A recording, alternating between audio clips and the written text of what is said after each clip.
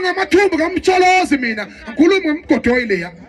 khuluma ngamathumbu kaMsholozi egekeni ngithi mina amathumbu kaMsholozi ingane zayo eziningi zi-ANC sikhankasela i-ANC yonke indawo la enye ifuna iqembu layo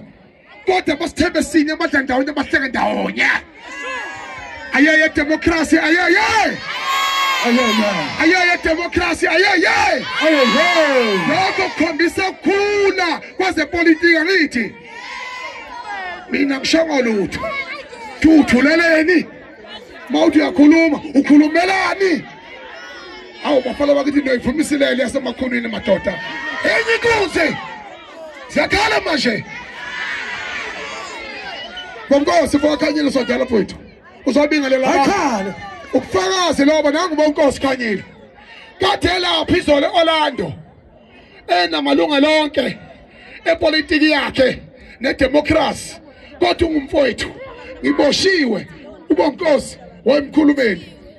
elwa kodwa sinaye la namhlanje ungumfowethu akithi idemocracy leyo. Differences of opinion does not disqualify democracy. Sakhala manje. Sanibonani maphenga. Awumini ngingeke ngibandela umshini isikhafu lagazi into ngabani madubu lokuthi washutha dabuke enkandla mahlathi amnyama inkosi yami uncamalala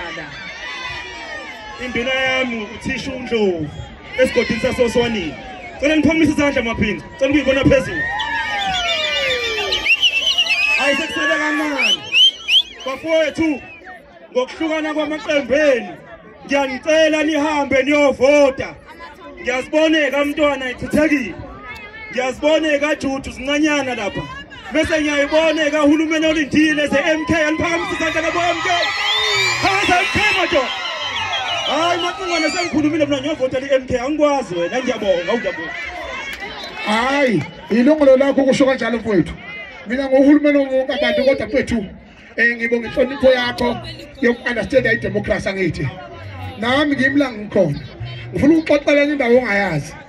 Thange bengihlangene noPresident Cyril Ramaphosa ophethe izwe laseNingizimu Afrika ngiyokwethula izinkinga zamabhinqa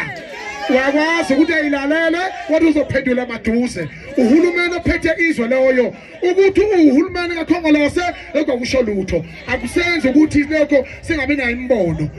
He is the head of this country manje ke ukuthi sikhulumeni naye senzani okwesibili futhi kuyaphambili ngezwe noma ngaphatha abanye noma bathi ngibambisana kodwa kusalayo singabantu silwele impumelelo yaphambili siyakhala manje.